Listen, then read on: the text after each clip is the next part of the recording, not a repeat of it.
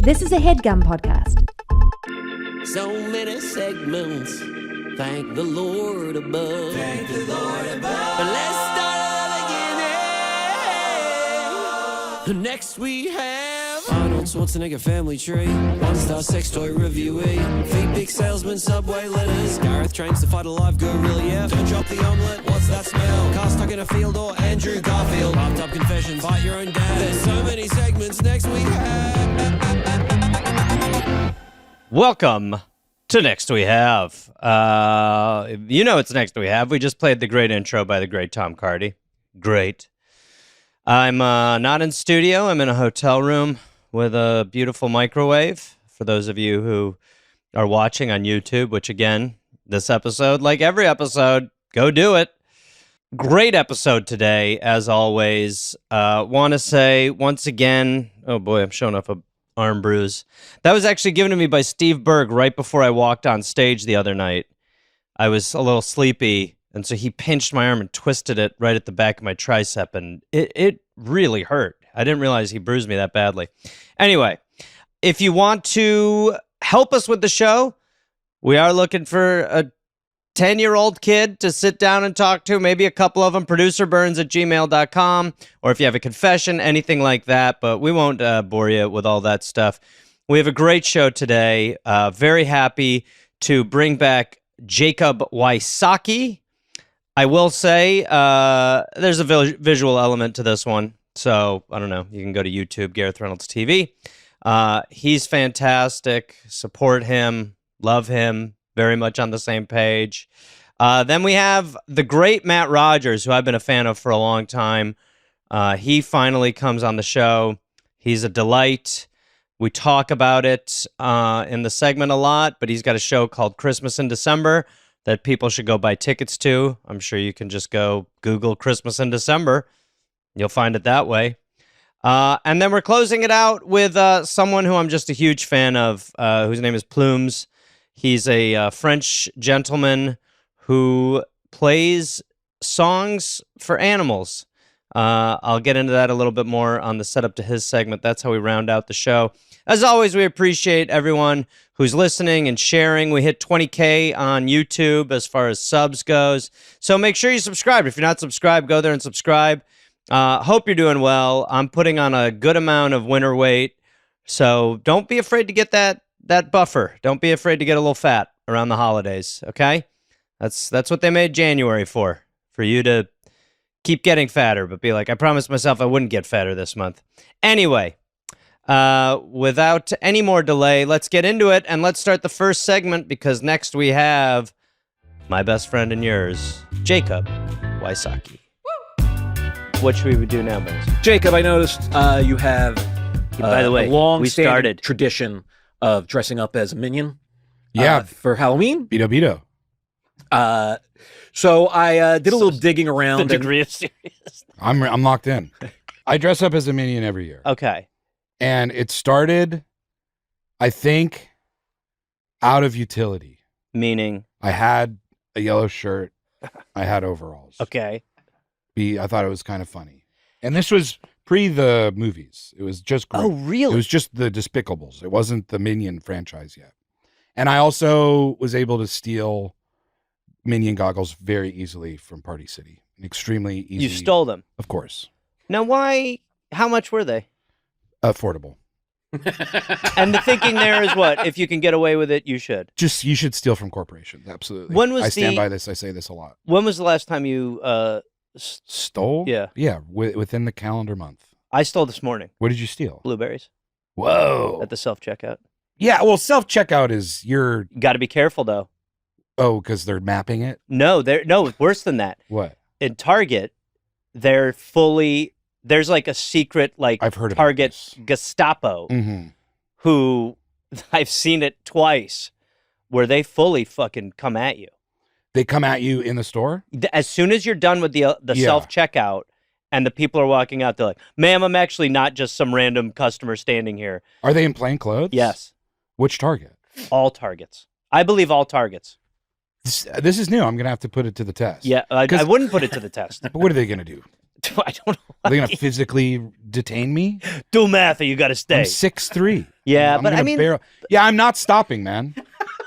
so why don't we? And then I'm out the store, and then what? Why don't we? We're gonna fight. Let's try this. Okay. Okay. So what would you steal from Target? Like, What would I steal from Target? The Okay, if I'm in the expensive shit. self-checkout, I got a nice shampoo, Okay. and I'm gonna steal that. Okay. I got like a $40 shampoo and $40. It's nice. Okay. I wanna didn't be know nice. that. I want to have nice hair. Okay, you have great hair. Yeah. Okay. So all right. So What's your technique, by the way? You just do it. In what way? There's no secrets. You This just is what I steal. do. Own bags. Own bags. Yeah. And then you leave the expensive thing or the thing you're going to steal in the bag. You put it on the ground. Great. And then you're filling your own bag. This is an awesome way to do it. Okay. So here we Yeah, go. I think like big purse, Big purse. like friend with big purse. Yep. You know, Great. stuff in the big purse. I think Okay. if we're talking just self-checkout, Yeah. That's just a fake scan. it's just a fake scan. Yeah. Okay. I agree. All right. Or like a twofer, right? I've got 2 deodorants. Yeah. I'm gonna scan 1 deodorant. Agreed too. Gives you culpability. Yeah. Let's make that that's what you'll Yeah, be doing. Okay? great. So Okay. now you've scanned it and now you've paid for the things you want to pay for, and now you're folding your things up, you're putting in your pin. I as Target Gestapo, I'm over here, I'm watching a little bit. All right, now you're on a moped sort of. I'm just the car- okay. cart. This is me with the cart. Excuse me, sir. Sir, can I see your receipt very quickly? Nope.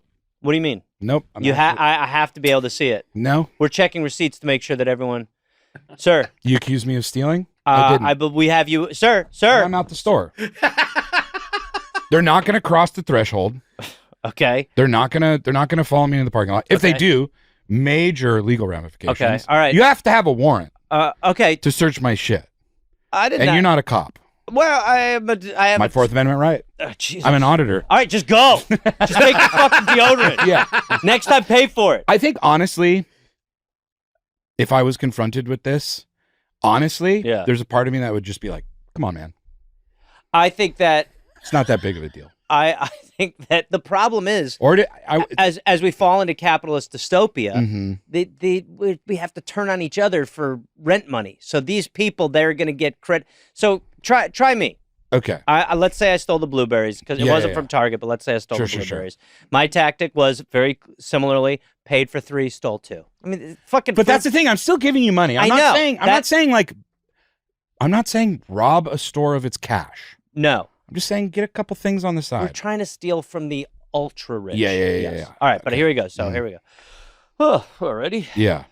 Doop, doop, doop. Excuse me. Yes. Hi. How's it going? I'm from Loss Prevention. Get on Loss- the ground. What the fuck? Get But on wait, the ground. wait. How come Get before, down on the ground. how come before you were Get down so on the cool? ground. Jesus Christ! I work for ICE. Wait! Oh my God! You have a strange accent. Not really. You're gone. Oh my You're in a God. van. You're kidnapped. Jesus Christ! You're going into a cave. But there was this other guy who just stole all the shampoo, and you guys Ha-ha, just let him Mr. go. Blueberry. And he just took Mr. Blueberry. Yeah, they're gonna call you Mr. Fucking Blueberry at Alligator Alcatraz. Oh my God! Sorry, Oh you shit! sucker. I'm Mr. Blueberry. I will. Have you ever been caught shoplifting?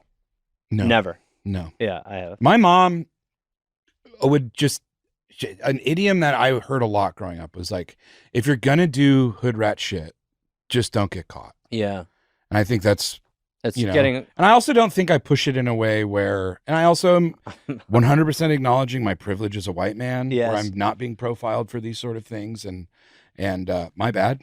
Well, that's why every time I do it, I walk out of the store and I go, "If I was black, you would have taken my blueberries that I stole," and then I just flee. And that's what stops loss. Yeah, then everyone's like, "Oh, shit. Racists, racists." You're all the problem. Yeah. Yeah.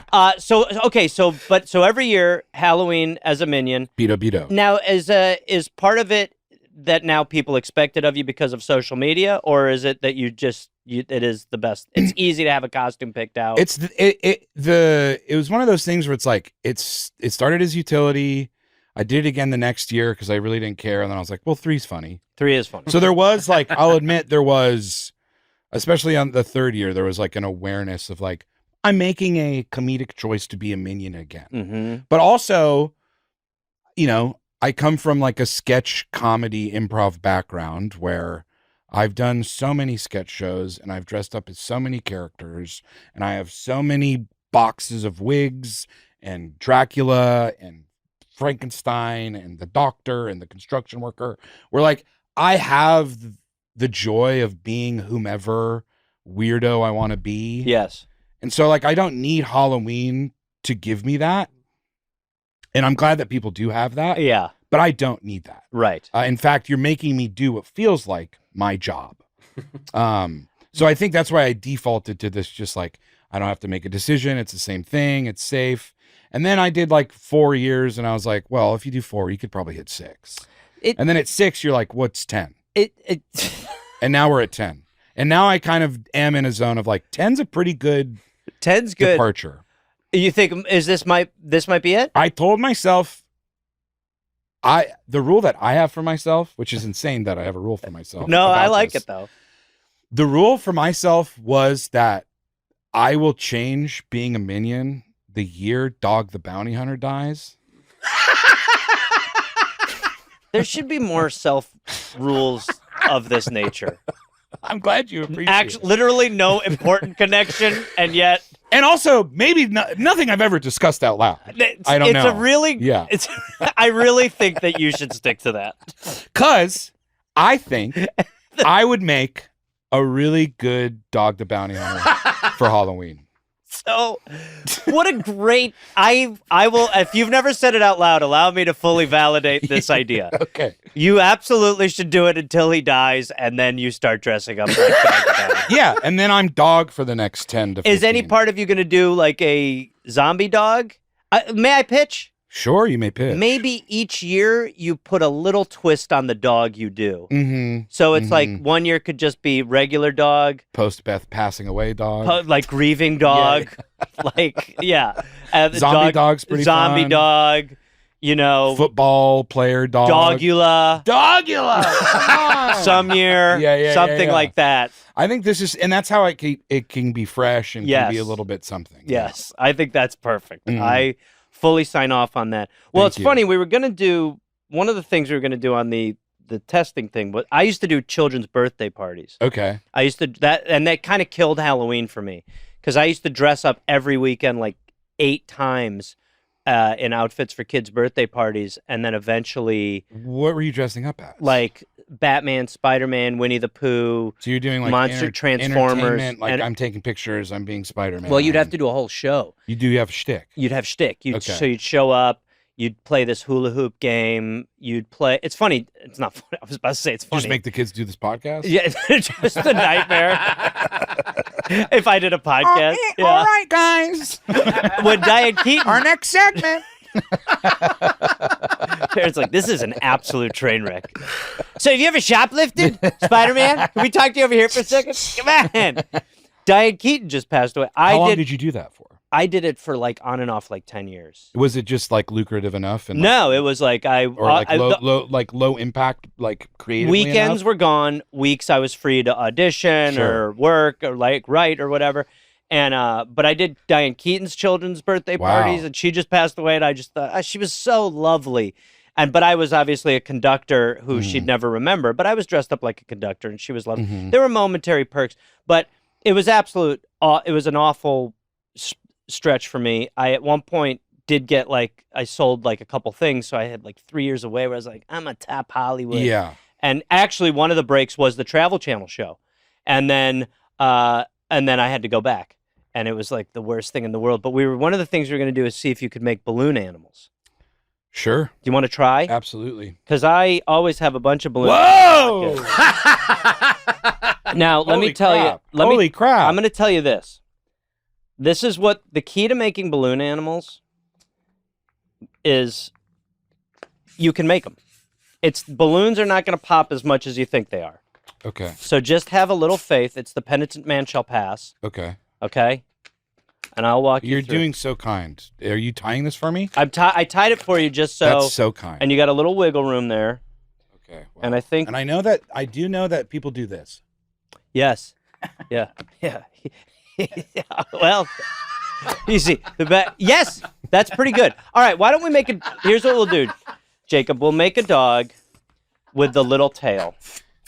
Okay. There you go. Jesus Christ. Oh my. Jesus Christ. I lost it. Hold on. Clip this. Yeah, there's a tonsil. Is this a clip? Jamie, get ready to clip it. Oh, Jesus Christ. Yes! Clip it. Great start. Are you gonna? Okay, great. By the Sorry. way, I think that's enough, honestly. You just made a great steak. But you want to try one? Yeah, I do actually. Okay, so when I first got this job, the guy was like walking. I literally went to this guy's place, and he was like, it was me and him, and he's like, you're getting better. So we'll start with a dog, which is real easy. Okay. So just give it a little twist like that. Mm-hmm. Yep. There you go. Yep. Believe in yourself. Right? And there you go. Kind of cinch the head together a little bit like that, right? And then don't go crazy, but give it a twist there. Just do one. Great. And then do another. That'll hold. There you go. Now let's go to the ass. Okay. So we got a little room. So maybe push a little of that air down there so you feel it's like Yeah. got a little give to it. Yeah. Give a little twist there again, just like the Okay. head, basically. We're going to do the head again. There you go. Oh, okay. Right? And then give it a twist. Great. Okay. Now go up here. It's a little tighter here. Yeah. I'm already a little nervous about mine, to be honest. Mine might pop. And if they pop, it happens. It happens. This is Okay, life. so there you go. It's the same thing again. Yeah. Okay, so just be Similar careful. systems. Mine's probably going to go. Oh, there you go. Whoa. Great. Okay, now. Great. Whoa, I'm doing it. Now. It's happening. Now. Yes. Wow. Now. I'm a clown. Now. Wow. Dog the clown. Now, the tail. We can use your technique here. Yeah. So. Fucking done, bro. Wow. Thank you so much. Jesus Christ, Jacob! That's a clip! Thank you, Jacob. That was fun. That was yeah, cool. it's pretty good, eh? And it's the same system 3 times. And it's pretty much the whole thing. Couldn't It's just- life? What if life was like that? Imagine. Oh my gosh. And by the way, this is a dog. 1 year, that could be a dog. Thank you. And we're brought to you by Uncommon Goods. Look, it's the countdown to the holiday shopping season. You're trying to think, what am I going to get someone? Where am I going to find inspiration? I cannot recommend checking out Uncommon Goods enough. They have thousands of unique gift ideas, quality items that you won't see anywhere else. You got to move quick, too, because this stuff goes very quickly. They're always filtering in new things, but they find these unique products, and I'm not kidding. You are going to see things and be like, oh, yeah, of course, I'll get that for this person. It gives you good ideas, good ranges, good things to go find. Most of these items are made in the U.S. They're high quality. They're handmade. They're made by independent artists. It's a small business. And when you're going to give this to someone, it's going to feel like a unique gift because they're not going to know where you got it. So Uncommon Goods is like a place that is going to sneakily give you great stuff, and people are going to be like, wow, you really love me. In reality, you might not care about the person that much, but they have something for everybody. They've got, stuff for diehard football fans. They've got foodies, mixologists, avid gardeners. And like I said, you're going to be supporting small independent businesses and artists. So shop now. I've been drinking. So shop now before they sell out this holiday season. And even better, with every purchase you make at Uncommon Goods, they give back $1 to a nonprofit partner of your choice. They've donated more than $3.1 million to date. So don't wait. Cross those names off your list before the rush. To get 50% off your next gift, go to uncommongoods.com/next. That's uncommongoods.com/next for 15% off. Uncommon Goods. We're all out of the ordinary. I should point out in that segment, that was kind of a continuation from a previous segment where we couldn't find anything he couldn't do. Couldn't find anything yeah, that works. I thought that was too many negatives, but that's why we made balloon animals. For those of you who couldn't tell, we're making balloon animals. Also, I realized listening back to that one that making balloon animals when you're just listening to the audio sounds like a bunch of people ripping condoms off. Sorry? I don't know. But very enjoyable to have him. Next, we have Matt Rogers. Like I said, Matt is hilarious. He has a very fantastic podcast. We talk about that a little. We talk about his Christmas show. You're going to really enjoy it. He's a hell of a laugh. And if you have not listened to Las Culturistas, you should. He does it with Bo and Yang from Saturday Night Live. But we had a really great time. I really liked him. And so next we have Matt Rogers. Hi, Matt.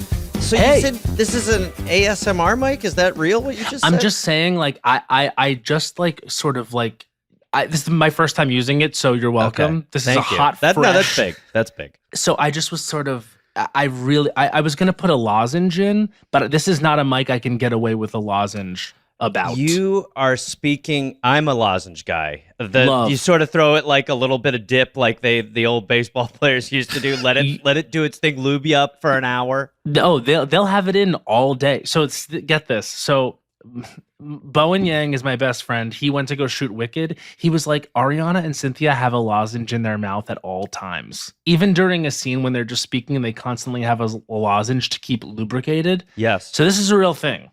Well, there are also specific lozenges Yeah. for that. Mhm. Now, I've told this story on the show, and I'll make this quick. But I'm a big sugar-free Ricola guy. Now, Love they say that. it causes cancer, but we're not going to be here. For So does very much. everything goddamn else. Couldn't agree with you more. We have a credit Come on. card in our balls at this point. So, Exactly. so it got a little out of control where I was not performing, but I was like, I have a Ricola. Yeah. And one day I housed like a half bag of Ricola. Yeah. And I almost shit my pants on stage because my stomach was like, cool food. Yeah. And the Ricola was like, we're pure belly lube. We are not supposed to be here all together.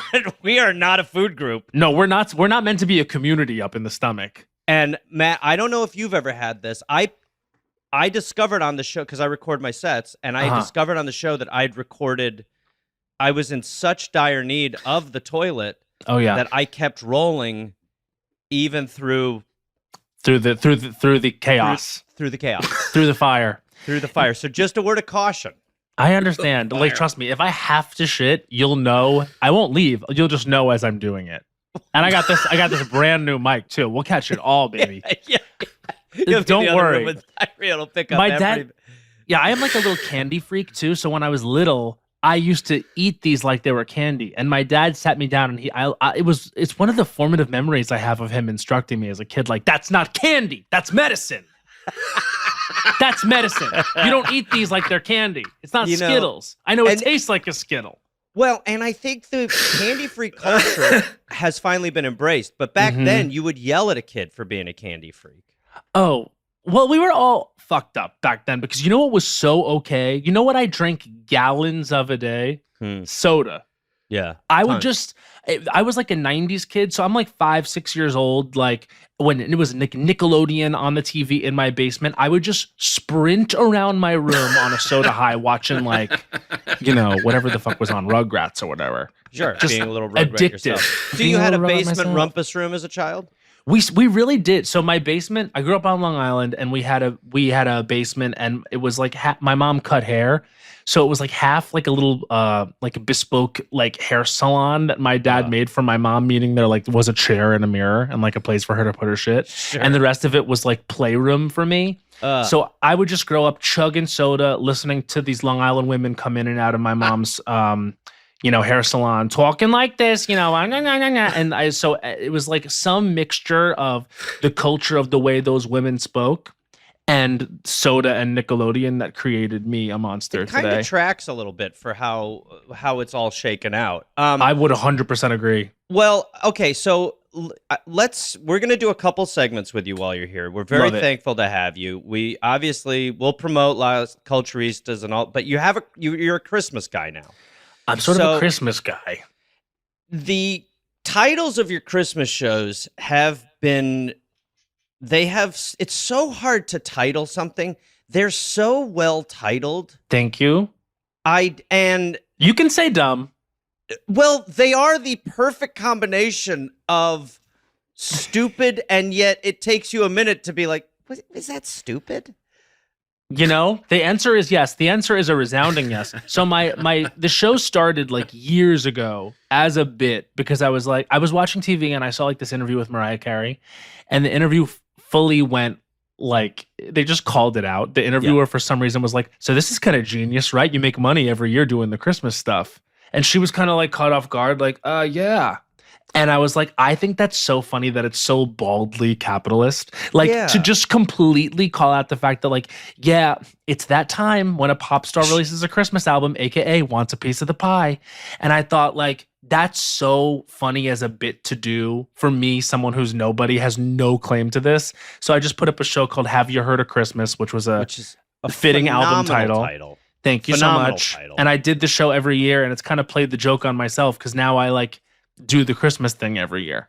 Well, and she's like a Christmas groundhog. Like it is kind of nice, but then also doesn't it, now it means that Christmas now, is it a little, it means you have to go to work more. It means than I'm going to be other exhausted as shit. We're all like kind of, I'm putting on my Christmas weight. I'm loading up. I'm putting on 15 pounds of wine and chocolate, but you're probably getting into game shape and getting ready. I'm on a Mark Wahlberg diet, 4 a.m., bricked, just Those like... videos bother me. Do they? Yeah, they do. Could it be because they're unbearable? Could it be because of light unbearability of him? Yes, I believe it's something like that. And the fact that he's just like, just go into your steam vat for 15 minutes. And Well, of course. Yeah, of course. Yeah, I mean, he's essentially like a, bionic at this point, but it is inspiring. And but he the would have thing, stopped 9/11. people, 100%.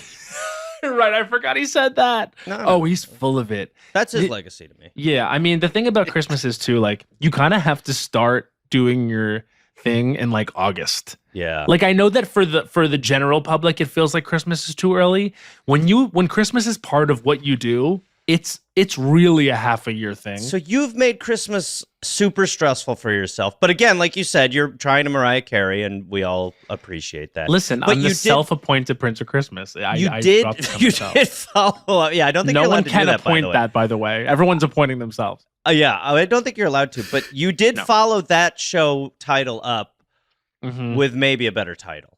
Yeah. So this year, the tour is called Christmas in December.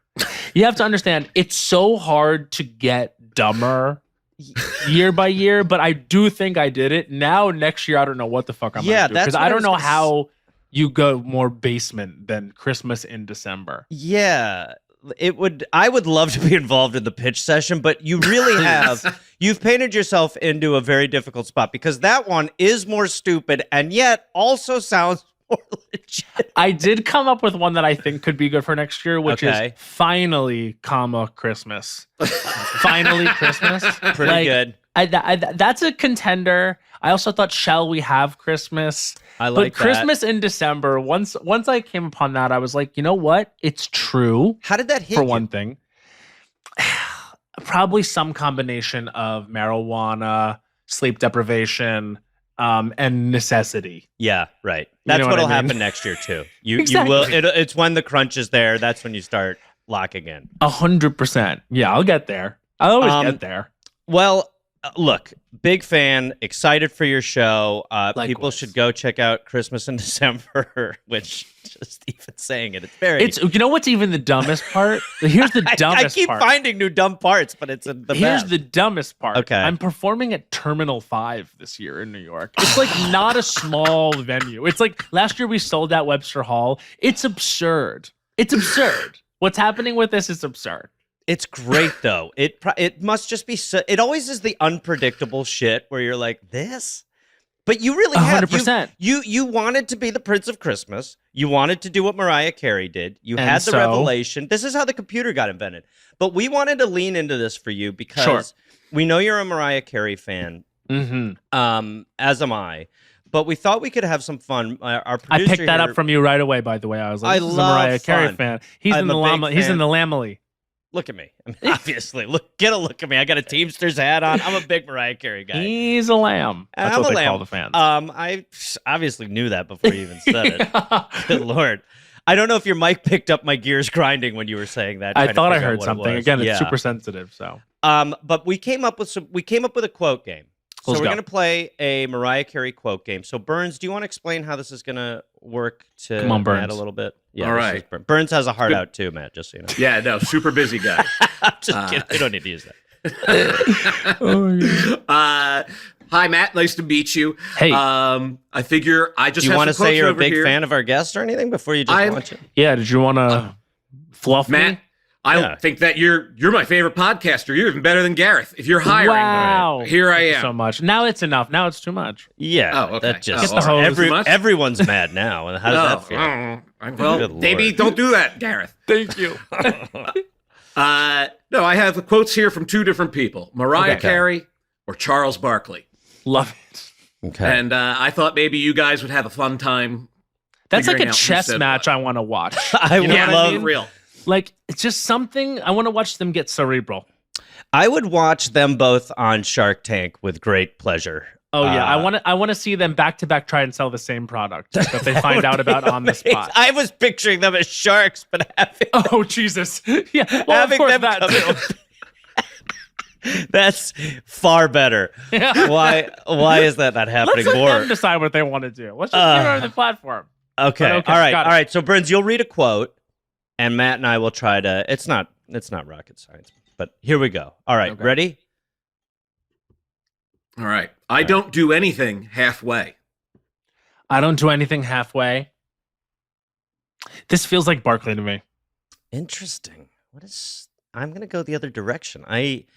Why Barkley? Because I kind of think Mariah is aware of the fact that she kind of does things halfway. I think That's it's like, awesome. when she's sort of like going about her day to day. I think it's quite halfway. I think it's very like whatever. You know what I mean? I She's just just waiting for August to roll around when she has to start doing like a moderate amount of crunches. Whereas Barkley is like an all the way entrepreneur, right? And mind you, it's possible I'm confusing him with George Foreman because I almost jumped out with my grill stuff, but because they're both basketball players, right? No, but also feel free to do your grill stuff. Wait, you're not a George cow? Foreman grill. Because Barkley fans call themselves cows. You didn't know that? Oh yeah, no, I'm not. Yeah. I'm not in the. I'm not in You're the not- herd. You're in the herd? No, you haven't. Okay. No, they're different people, and yet same vibe. I mean, literally, but does Barkley have he has accessories and products, right? He has started to really he's into it now. Where he's hawking a weight loss. He's hawking like a I knew low it. level Ozempic, while also people are like, "Are you getting fatter?" Yeah, it's like, what exactly is the vibe here? The only thing I really know about Charles Barkley is that he's like a repeat Saturday Night Live host. Yes. Oh, the best. They love Just- him there. well, Even when it makes no sense. It never makes sense when the athletes on. I remember No. when I was a kid growing up, I had a VHS copy of the Wayne Gretzky episode for whatever reason, and it is arguably the worst episode, not only of SNL, of TV ever. I used to watch Oh yeah, it you over haven't and seen over Michael again. Phelps. Phelps did not deliver comedically. Steven Seagal's episode is buried. It's Whoa. fucking believable. But I'm gonna go I believe Barkley it. for my Okay. guess. I'm gonna go Barkley too. You're both right. Your rationale was Yes. airtight, Matt. I knew Yes. That's a Barkley. All right. Well then, if you see me running, call the police. I've been kidnapped. If you see me running, call the police. I've been kidnapped. That feels like Mariah to me. Only because she knows her limitations. She can't run in the footwear she chooses. That's exactly what I pictured. I just pictured running for her to not really be an option. Now, Yeah. is she not out and about during the year much? She really isn't, is she? Well, she's famously nocturnal. She does not stir until the night hours, which is something I've heard about a lot of celebrities at that level. Like allegedly, all their fittings and all their shopping happen after hours. I know Rihanna is the same way, only awake in the evening hours. And this, I think, is just because they can't do things with the public. Yeah, right. I did hear Which is years also ago. so funny. Yeah, exactly. Crazy. How dare we? They can't go incognito. They just would rather be vampires, I guess. I Sure. did hear years ago from actually a Disney tour guide that he had Mariah one time and that she wore stilettos the entire time, even in the theme parks. Yeah. Just for herself. Mhm. So Brutal. Interesting. Yeah, that's- just what a strange choice. So she's not running. Yeah. I believe something would be wrong if she was, and she'd call that out. I agree. That's absolutely right. That is Yeah, Mariah Carey. but Charles doing Barkley running also not really an option either. But I think you're right. I At one think point, though, and I think he in his head is like, I can run. But I think Yeah. you're right. I definitely was that think- your Barkley? I mean, I'm soft pitching my Barkley. Yeah. But would you There's something think? there. Yeah. I thought it was good. I knew to I haven't- ask. Yeah, I haven't done it a bunch, so I feel like You're still doing it on the circuit. It's still just something you're throwing out there during your 5. No, like I said, first 5. That's very funny. I record all my sets. I got my diarrhea on recording. Go ahead, Burns. Well, let's stick with running. I don't run because I get tired, and I don't lift weights because they're heavy. Again, doesn't feel like Barkley to me because. Interesting. But then again, our guest Matt Rogers, Christmas in December, is mulling whether or not. I'm just going to go Barkley. Barkley because there's got to be one here that's sort of like a curveball, and I believe that maybe in his older age, he's sort of had it. You know what I mean? I think that's exactly the POV, and that's why I also was going to go Barkley. I'm not just trying to be agreeable. I think that is truly how he sees the world. It's always amazing to me when athletes stop and get fat right away. Oh, yeah. And he really has just leaned into not giving a shit. You know who I actually want to see what he's giving right now? Derek Jeter. Where is Jeter at? Is A-Rod a tank now? Well, I would say Jeter's doing what you would expect. He's been in a couple commercials, and he's chubbing.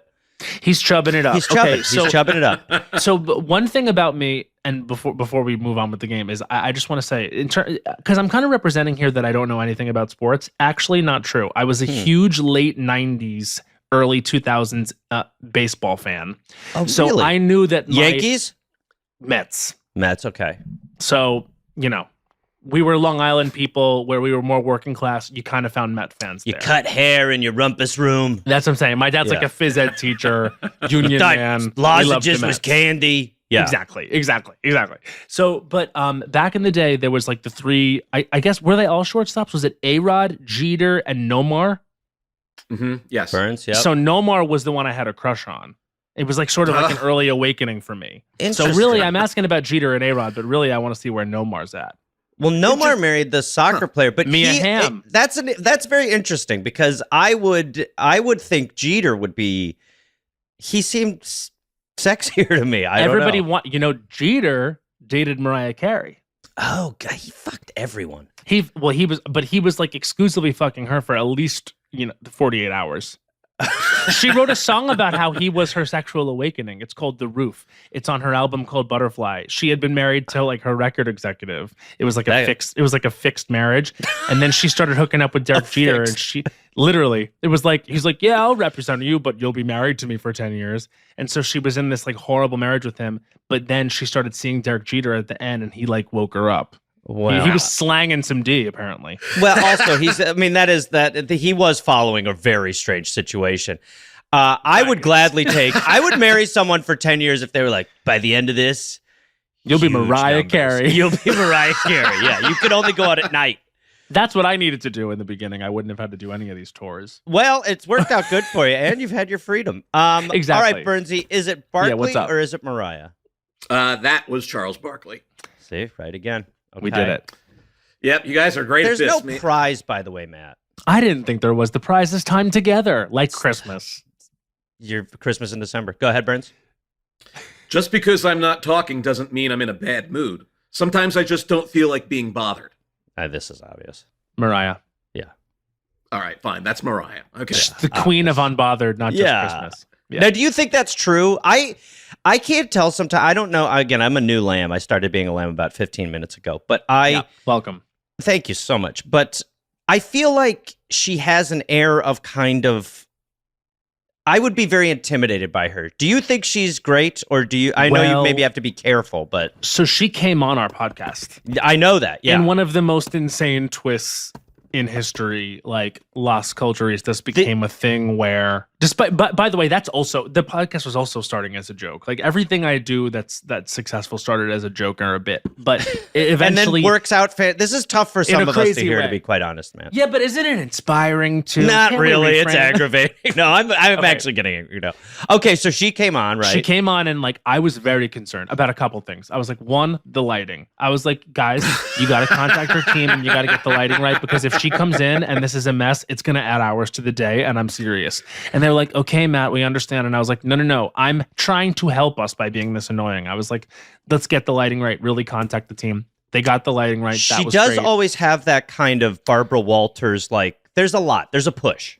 Yeah, and I will say the lighting was great for her, terrible for me and Bowen. Well, So when you watch that episode, it's like we're just like blown out like fucking cretins hissing at the light, and she's looking absolutely gorgeous, like bathed in the light. Well, it's that nocturnal life. She reacts differently to light at different times. Exactly. Yeah. But she came in and I was like, okay, what's this gonna be? Because again, she's not like a famously gregarious, like talkative person.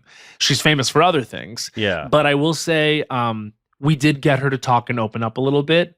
But I was nervous about it because I don't think of her as someone that's gonna like really talk your ear off. But she got there. Vibe after you're done recording? Vibe was she gave me 2 hugs. Great. And then this happened. So this is how big of a fan I am. This is a cassette tape, speaking of 90s. This is a Mariah Carey and Boyz II Men One Sweet Day cassette tape that I used to listen to when I was a kid. And so I brought it to the recording and she signed it at the end. And she's signing it. And I guess my ADHD kind of like took over and ran. Because it's like a silent moment where she's like signing it and writing like a little message on it, and she goes, "Yeah, I used to listen to that all the time. In fact, when I was little, I had to go in for an MRI. It's like a long story, but something with my nose. And they let you listen to music when you're in the MRI. And actually, I had to do the MRI again because I was listening to your cassette and I enjoy your music so much, so I moved too much, so I had to do an MRI twice. Eventually, they had to just give me a medication to make me not move at all. And she's sort of signing it like, what? Like." And I was just like, okay, so this is where I talk too much. And maybe I could have taken a hint from Mariah and not spoken at all maybe at that point. Well, just to be fair, once you start an MRI story and it's you going gotta south, finish. well, you panic too. I mean, you're just gonna get every detail out of there. I couldn't believe it was coming out of my mouth. But it couldn't stop. You know what I mean? It was sort of like when you have too many lozenges. I'm very familiar. Well, now I relate to it strongly. Right. That's but that was humiliating. Well, I bet she didn't think about it, but I'm certain she never thought about me again. Yeah, she left. That's the good better. That's the good news. You are a blip. But I got my signature on my cassette. So that's pretty cool. Thank you, Mariah. All right, let's do one more, Burns. And, One more? One more. And again, there's no prize, Matt. That's fine. All right, well, here's one. I love Scandal. Actually, I watch it on Netflix over and over. I'm a fan of the show. I think that's Charles Barkley. Finally, a split. Okay, yeah. I think that's going to be Mariah. I think she has a lot of time to watch. You might be right. Has time? You might. He's a busy guy. I mean, he's out there. He's living 2 lives. Foreman's in his. It would depend on the season whether Mariah has time. So, I agree. But this one could go either way. I think we should split. I agree. I agree. We should yes. disagree at some point today. Yes, interesting. The people love that. All right, 100%. I'll do a big fake laugh at the end too. That'll be the clip. Okay, Burns, who's right? You are, Gareth. That's a Mariah Carey quote. Thank you, man. Thank you so much. And I think she would enjoy Scandal. You know, I agree. It's got all I agree. Who doesn't enjoy Scandal? I think she just has. I think she's the kind of person who Netflix is like, "Are you still watching?" And she's like, "Fuck yeah, I am." Yeah, absolutely. Like she's crushing hours on the couch at times. Know that I'm still here. Yes. Well, Matt, the show is called Christmas in December. We all look forward to next year's title. Las Culturistas, obviously a huge hit, a great show. People could go watch the Mariah Carey episode. And after, just imagine you getting your MRI signature. MRI, by the way, a lot of the letters in Mariah. And I probably should have added that on there while I was running my mouth. You know what I mean? I'm like, why not? You're already saying a lot of dumb shit. You get an opportunity. Exactly. Thank you, Matt. Thank you. You're the best. Thanks, guys, so much. Love him. Love him for me. Love him for everyone. Now we finish it out with Plumes. You can follow him on Instagram. We give the Instagram a plug at the end there. I cannot recommend this guy. Unfortunately, you might find this one to be a little bit of a departure because I really am just enamored with what this gentleman does. He go and watch some of the videos if you haven't yet. But he is just a musician for animals. He makes you believe in joy again. It's funny, a friend of mine just sent me a video today about how, men in podcasting kind of use crying as a bit of a crutch.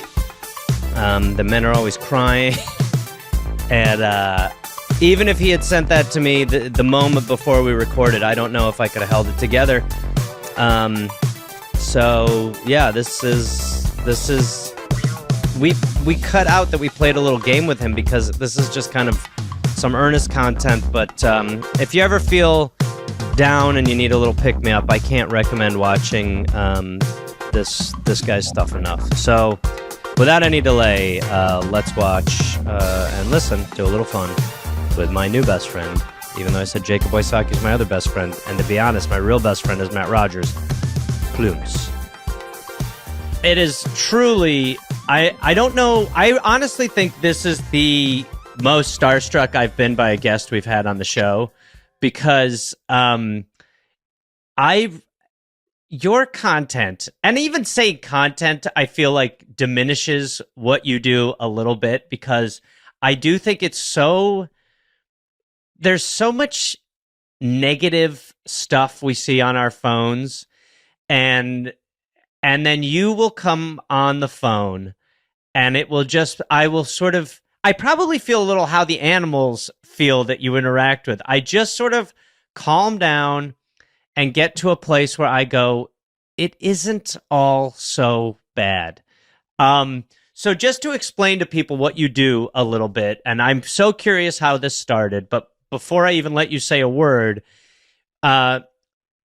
you go to places with animals, and it doesn't really matter what the animal is, what the species is.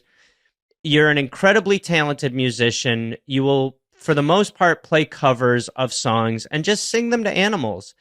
And the animals are just, something happens to them. Sort of how, I guess, humans react to music, but we don't even think about it anymore. But the animals are interested. Something comes out of them. How did all this start? How did you have this idea? How did you start playing music for? How did you realize this was a place to even start performing like that? Well, first of all, thanks a lot for the kind words. It means a lot. So this whole thing started about 3 years ago now, almost to the day actually. Basically, I was kind of lost in my artist life. I was playing in the subway at the time, busking, and yeah, I felt like I was lacking a connection with people because people were just passing by, not really paying attention. And I needed time for myself, so I went to see my grandma in the countryside. Felt like this would be a relaxing, feel good time. And once I was there, I read somewhere that cows like music and that music is soothing for them. And so that I was like, I got to try it because basically at my grandma's, it's so like lost that there's more cows around than people. So it was the perfect opportunity. And yeah, I went to sing, and their reaction blew my mind because they were super receptive. They came running to listen to the music. And they stayed for almost an hour, rubbing their heads against me, and that was crazy to me the first time. Yeah. Did you because it's one of the things that I find really remarkable is, I hate the algorithm and all this stuff. It's so stupid. It's so annoying. Our phones are the worst. And yet I find that the content you make comes on my feed all the time. It's just so different. I mean, do you feel, to go from the transition to where you're watching these, because we are on our phones all the time. I mean, that was really probably what you saw in the subway, was you probably saw people who were so disengaged with you because they're looking down, they're in a rush. It's just, and then you've kind of hacked this way to use this terrible force in our lives for such good. What was when you first uploaded a video of you doing this, what was the reaction? And also, how did you kind of know, I'm going to actually pursue this further? The reaction is so good, or you just believed in it, or how did that go? Pretty much believed in it because the reaction wasn't that good for a while. I think that must be tough a little bit to be like, well, I just sat with cows for an hour playing music and nobody gives a shit. No, people gave a shit, but it was mostly my friends and family that were following me at the time. I didn't have a massive following. Yeah. And so yeah, I guess it didn't go viral overnight, but it took maybe a year and a half. But I liked doing I liked the concept so much, and like being around animals, it's like it feels so good that I didn't really mind. So yeah, it was a good time anyways, and I was happy to share with some of my friends the cute moments that happened, basically. I'm a very impassioned in the realm of animal rights, and I always find it so strange how we domesticate dogs and like the animals that we invite into our home, and we go, oh well, we don't eat those, but then we go, but we also eat those. But really, when you interact with some of these animals on a farm or in that way, you kind of go, well, they're like cows. Cows are big dogs. I mean, pigs are smarter than dogs. Pigs, it's very strange how we've kind of just sort of grown into these lines where we go, oh yeah, well you eat pigs, but yeah, they're smart. They're kind of dogs, but we eat those. And then if someone eats a dog, you go, what are you doing? Not that I'm pro eating dog. And yet what you've done is you've sort of said to all of this, what is the thread you kind of find there? I mean, do you just find that animals in general just have these hearts that maybe are consistent? Now I do, but basically the first time I ever met cows, my perception of animals completely changed. And that's the day I went first vegetarian and then vegan a little bit later. Once I found out more about the milk and egg industry, I couldn't participate in those anymore. But yeah, I've seen so many pigs doing the same kind of tricks that dogs do now. I've seen a lot of pigs. They can turn around, they can jump and do stuff. They're so intelligent. And I think the goal through my videos is that if I can make people click the same way it clicked for me, then it's great. If I can change even like one person's perception of these animals, because I feel like unfortunately they are like very much heavily mistreated. Yeah, and it's a shame. It's a shame. I wish the world like overnight would stop abusing animals. I know it won't happen that way, unfortunately, but it's a bit weird for me because I really feel this sense of urgency, and yet at the same time I'm choosing to do something poetic and like ease people into it, because I feel like it can be very counterproductive to tell people what to do and be like, do this, do that. I really think you, maybe more than anyone, have found that way to do that, because to me, I watch the message is so clear to me, and you don't have to say a thing. You really don't. I mean, I love raccoons. I'll sometimes see a baby raccoon, and I will be like, oh my, that's the cutest thing ever. Possums, I've started to feel very connected to recently. But Burns, if we could just watch you playing some music for raccoons very quickly, Sure. and then we'll talk about it on the other side quickly. But I do think this is, again, to what you say, this makes you just sort of, you go, well, why do we hate these animals? Quand le soleil se couche, que je sens ton souffle, soit quand l'eau te pousse en mer, que nos mains s'enroulent, la lune se joue de nous et disparaît d'un coup. Elle t'emmène avec elle et moi, je suis tellement jaloux, tout redevient fou. So one of the raccoons tries to steal your guitar pick. All of them come over.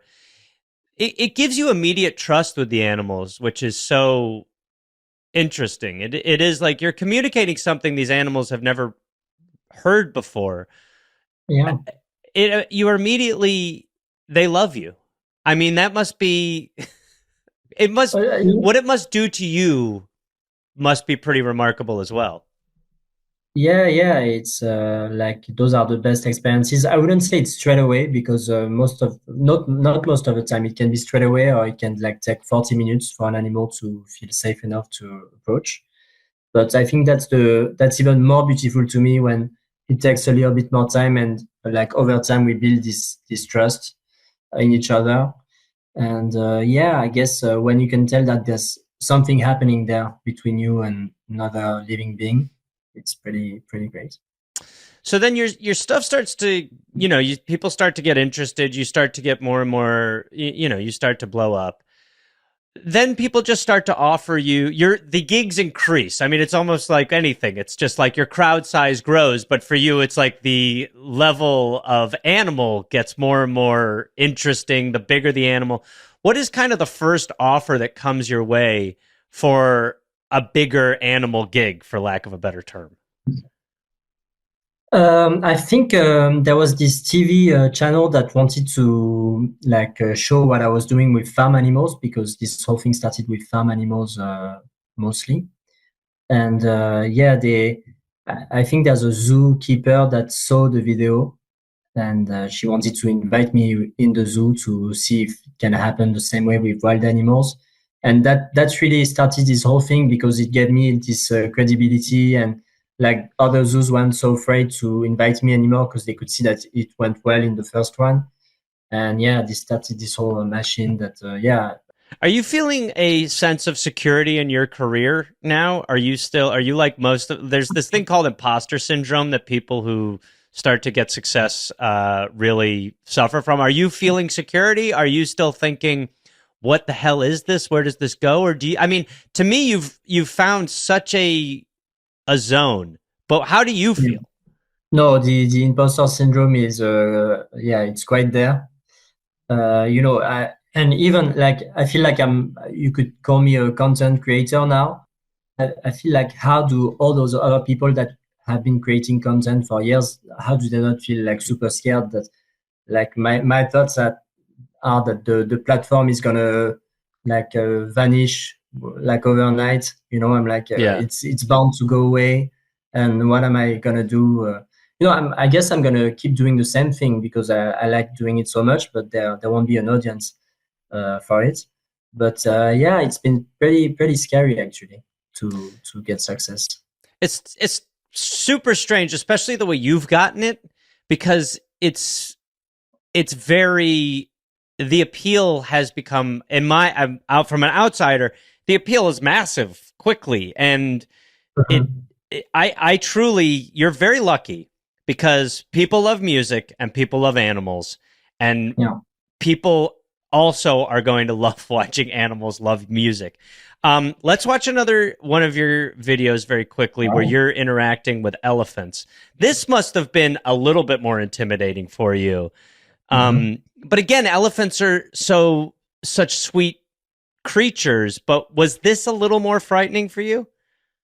Oh yeah. Do you want to watch it first, or should I? Yeah, let's watch it and then we'll talk on the other side. Go ahead. Okay.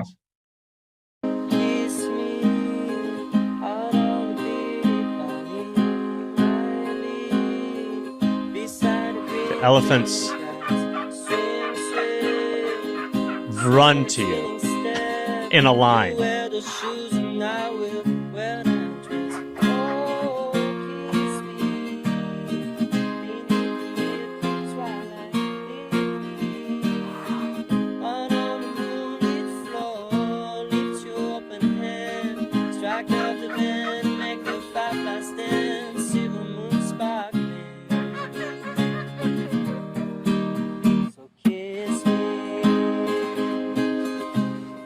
So they're all there. I'll be honest. Your content does make me emotional sometimes. Because I think you watch animals be treated so poorly, and then you see the sweetness in them when you perform, and it really does make me emotional. It's really incredible what you do, and to watch them all sort of approach you in a line and dance, and I think it makes me feel guilty because I go, we fucked the world up so much, and then I see what you do, and I go, maybe there's a chance, you know. Oh yeah, definitely. I think we can still do better, you know. And yeah, I have so many things to say about that elephant video. I can go on and on if you want. Yes, go. But basically, I had been saying for like almost years that my dream was to sing for elephants. And I got the opportunity. By the way, to do people it must like- have heard you say that and been like, cool. Yeah, all right. See you later. Yeah, kind of. I tried to reach out to like a sanctuary with elephants, like circus elephants that were rescued from the circuses. And they were like, no, what the goal is to like kind of leave them alone now, let them be, you know. So I was like, yeah, sure, I completely understand. But since then, I've had the opportunity, sorry, to do it a lot of times, but it was always on the other side of the fence, which was kind of a bummer for me because every time they would try to reach out with their trunks, and I was told, no, you can't reach back, basically. And I felt like the connection that I wouldn't allow. And so that was a bit of a shame, I think. And like, yeah, recently I got to do this within the enclosure with them. And that was pretty magical. It was very intense because sometimes it's straight away, sometimes it takes a little bit more time. This time was like I sat down and they came running basically, and yeah, that was a bit scary. But I don't know. Thinking back, I don't think I was scared. I think I was mostly grateful for the experience. And yeah, that was. I think they enjoyed it. They did. You can tell. You also have such a great, for lack of a better term, shield, which is that at this point you must feel pretty confident going into these situations because you have gotten this reaction over and over again. Was there ever a time where you weren't getting the reaction that you wanted? Have you ever sat in an enclosure for 2 hours and been like, okay, I just played covers for nobody, really? Has that happened? Sure. Lots of times. Even within species, you can sometimes see like there's individuals. So some of them will react to the music and some of them won't. You can see it on videos. So yeah, you never really know what to expect. And it's true that I get more confidence, but I think could be a bad thing because I still need to be cautious because those are wild animals. And Please. I shouldn't think that they love me straight away or whatever. It takes some time. And I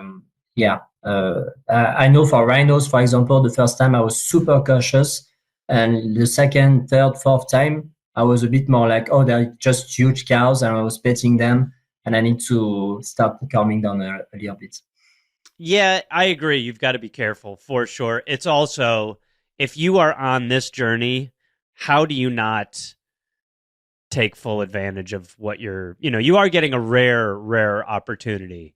And I would imagine at some point you're picking, are you ever sitting down going, well, what would a lion like to listen to? Or are you just like, I've got a list of songs, or are you actually creating a lion playlist, something that nobody's ever done before? And are you sitting there putting yourself in the head of the animal? I mean, what is that process like? No, the process of choosing songs is I just choose love songs, basically, because I feel like animals are very intuitive and they can feel the intent. Right. And yeah, so it's no kind Nirvana of or anything like that. You're trying to... do they have love songs? Well, not really, but the thing about your covers sometimes is you add a level of sweetness to the music that you're playing. So you probably could find ways to... Yeah. I mean, people do that with tons of songs. Right? I mean, people do that with hip hop sometimes, and you're like, "Oh, it's actually a lovely song." Of course, yeah. I but love so Nirvana. you just say, "I just want to do songs that are emotive." Yeah. I feel like they can feel that. And for lions, it took a little bit more time because I was like, it's going to be ridiculous to sing for lions because they just won't care and they're going to be aggressive. And I don't want it to be a joke. You know what I do, because I started just with cows basically. So when I was told lions, I was like, maybe not. But since then, I've done it so many times, and it's always worked. like with lions, tigers. It was always an amazing reaction, and so yeah, it was a really surprising thing for me. But I guess they like it. Well, we actually have a clip of the Lions, one of your Lions clips. So why don't we watch that? And I am going to try to not emotionally break down during this one as well. Even though they do, all of them make me feel so, I don't know. It's very crazy. Thank you. When I look into your eyes, I can see your love is strange.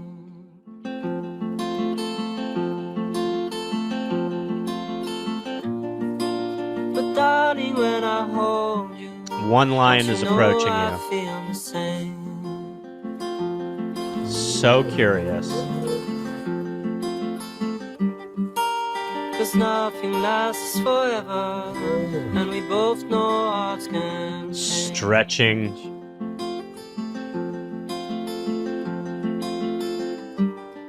And it's hard to hold a candle in a cold November rain.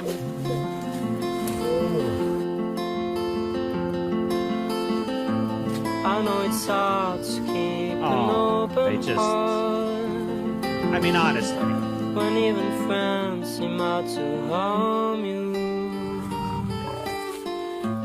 But if you could heal a broken heart,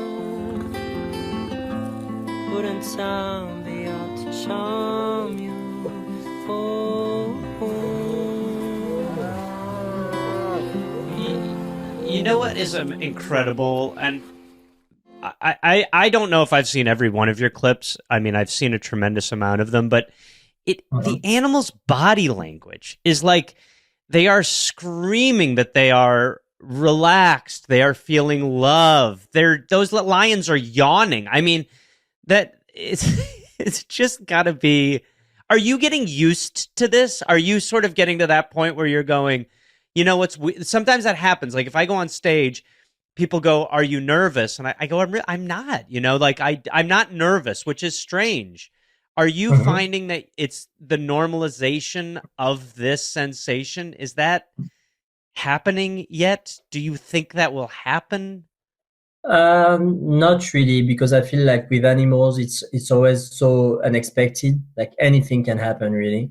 So it's always so wonderful when they like. I still have the same feeling than the first time with cows. You know, basically, I'm so amazed and so grateful every time I get to meet them and interact.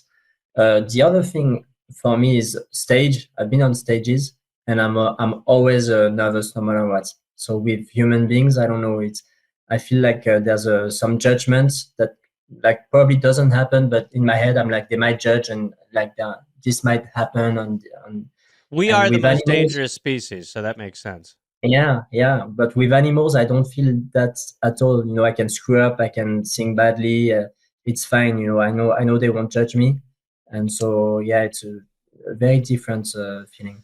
Well, that kind of brings this question of I obviously you are getting bigger and bigger and more known. So at some point, I mean, you probably at one point in your life were thinking, oh, I want to be a traditional musician. I want to go on stage. I want to sell tickets. I want to have fans and all that stuff. And now you're sort of getting fans this non-traditional way. Are you making the transition to playing shows in front of your fans? And if you are, is there any part of you that worries that you lose this kind of perfect moment to some extent? Kind of. I'm supposed to play a show on Monday, for example, because I'm working with the brand Gibson. I don't know if you play guitar. Great. So yeah, I've been collaborating with them. So we're doing this acoustic Gibson show. But I feel like I kind of don't want to do that like every day. You know, if it's once a month, it's perfect, and then I get to go back with the animals, and that's enough for me. You know, yeah, I feel like I don't want what I used to want when I was a teenager, which is like be like Green Day, or you know, basically the same thing. And so yeah, I'm pretty happy with the way things are now. Yeah, you are in a really remarkable zone. So I just think it's one of those things where people are really going to, even with that being your sort of idea, that's only going to drive humans more crazy. People are only going to want to see you more and more. Can I ask you a random question? And you don't, if you don't want to answer this, and we don't need to air it. Have you ever taken hallucinogens? Have you taken hallucinogenic drugs ever? No, I'm a super boring guy, so I don't drink alcohol. I've never smoked. I don't take any drugs. Yeah. It's funny because I take a lot of hallucinogenic drugs. All right. And Nice. and it's almost like you got to where I've gotten to without taking them. You realize there is this kind of interconnectivity that we're not really different. I always think it's funny how humans are obsessed with other planets and life on other planets. And it's, to me, I just go, well, you're really discounting this amazing one we have here with all these great opportunities and these, you're proving it right there. Like, so look no further than an octopus if you want to have your mind blown by an alien species. Yeah. Well, I honestly cannot thank you enough. I really just think you're the greatest. Plume, do you have any animals with you in your place? No, I wish my girlfriend and I, we want to get one. We Oh, want to good get Lord. a pet, but we live in an apartment, so we also want to get a rescue. And I know there's lots of like they don't like to stay alone for most of the day. There's lots of little details that we need to take into account. And so yeah, it's been we're trying to find the perfect fit. Yeah. Well, this would be my advice to you. First of all, whatever animal gets to land, it's almost like being born into a royal family. Whatever animal you adopt does not know that it hit the lottery. They're going to treat you. One thing you love about animals, they treat everyone the same. But that animal will not know that they are dealing with like the king of animal music. So hopefully they appreciate it. And I think keep taking more of these Gibson gigs, and you can have your own farm. I know you have a cow. I know you have a cow tattoo, so I can only imagine you really are like Mowgli from the Jungle Book. You deserve to be around the animals, and they deserve to be around you. What is your Instagram handle, just so I make sure I get it right, so that people can go there and really just cry like a baby, like I did on this interview? It's Plume with an S at the end, officiel, which is French for official. So Plumes, and that's how you spell that. I cannot thank you enough. I really, when you were like, yeah, I'll do an interview with you, I was like, this is crazy. This is why I send DMs to people, because truly, it's just such a pleasure. So I cannot thank you enough for doing this, and I cannot thank you enough for what you do. Truly. My pleasure. It's been fun. Thank you for taking the time. Come back in a year. Let's see what's going on with you. I would love to know. Of course, I'd love to. Yeah. Okay. Definitely. All right, buddy. So many segments. Thank the Lord above. Thank the Lord above. But let's start again. That was a Headgum podcast.